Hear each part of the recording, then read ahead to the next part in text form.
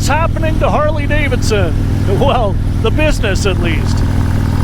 In this video, I'm going to share my opinions. I have 3 opinions of what I think is happening to Harley Davidson and why they might be sinking a little bit. Let the hate mail begin.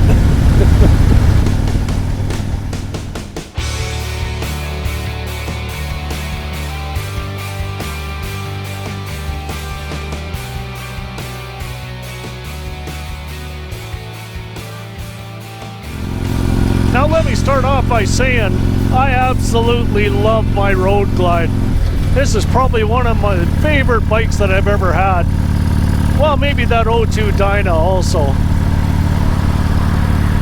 Now, I've been on this bike, I think I've had it since 2015. It's got 142,000 kilometers on it now, and it's holding up just wonderful. Oh, let's pull over here. This is the Hope Slide. Let's pull in here.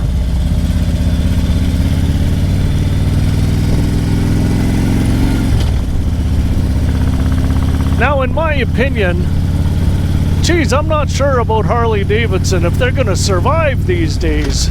Seems to be going downhill quite a bit. They're losing money.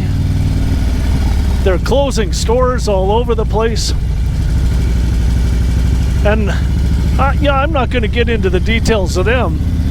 You know who does a good job of that is Eric from Kraken's Garage and Adventure. Boy, he's got some good videos on that topic. All I'm going to do is I'm going to share my opinion.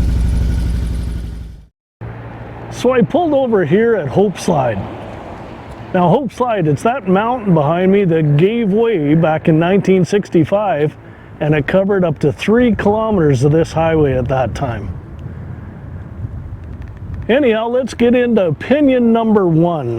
Harley's having a lot of trouble with their business these days. Now, in my opinion, what's one of the reasons for that? The Harley riders here, it's an aging community. And I know I'll get some hate mail about that. Are you calling me old? Well, I'm calling myself old.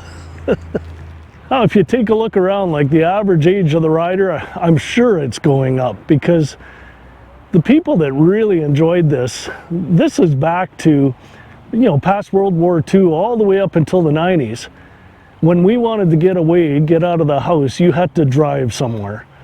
You know, that's back before the internet and before cell phones, so I'm dating myself here.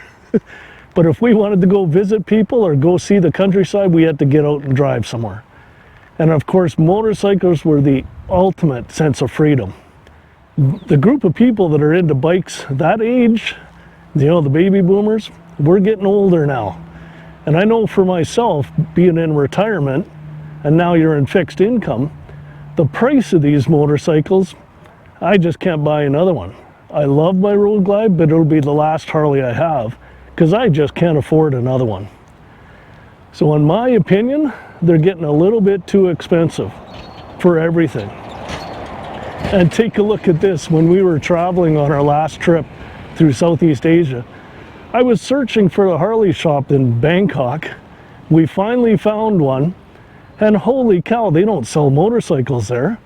They got real estate in this very expensive mall between Maserati and between Porsche, and there was a few others up there. And all they do is sell t-shirts. Like, what kind of business model is that? Do you think they're making money there? Anyhow, it was $90 for a t-shirt. I couldn't buy one of them. So that's opinion number 1. I think we're getting a little bit older and they're outpricing us.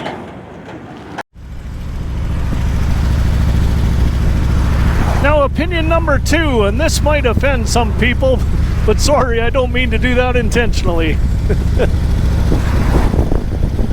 So in my opinion, one of the problems Harley might be having with their business model these days is they only build a bike tailored towards one group of people. Now, Harley is very popular here in North America. I think they do very well in North America. But if you take a look at the population of the world, there's 8 billion people in the world. And in North America, US, Canada, there's what, 400 million people? Now, if you run a business where you tailor it towards one group of people for sales, you limit yourself on your marketing, can you really survive that long?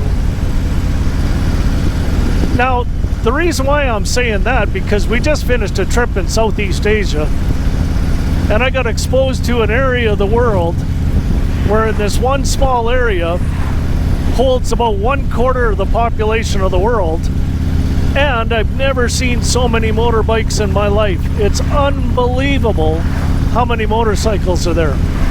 In one city alone, Ho Chi Minh City. I can't remember the numbers exactly, something like 8.6 million people in Ho Chi Minh City, and something like 8 million registered bikes in that city alone.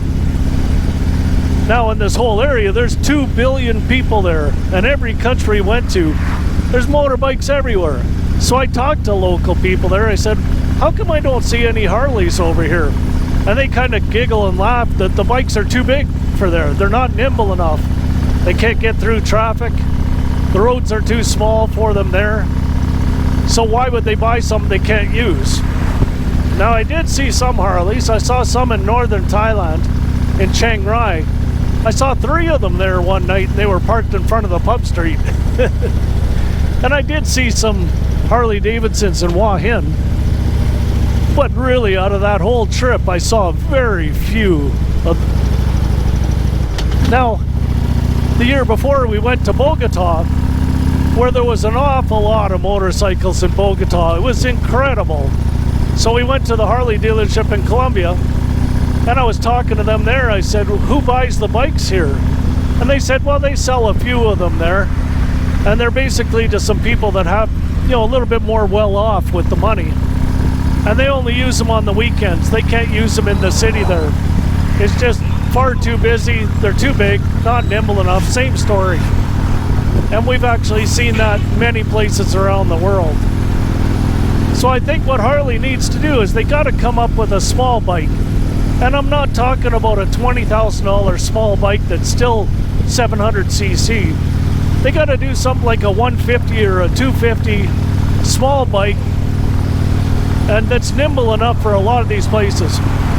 Now, a lot of these people would love to have a bike with attitude, but it's got to be cheap enough. It's got to be around the $2,000 to $5,000 mark, say a 100cc or a 150.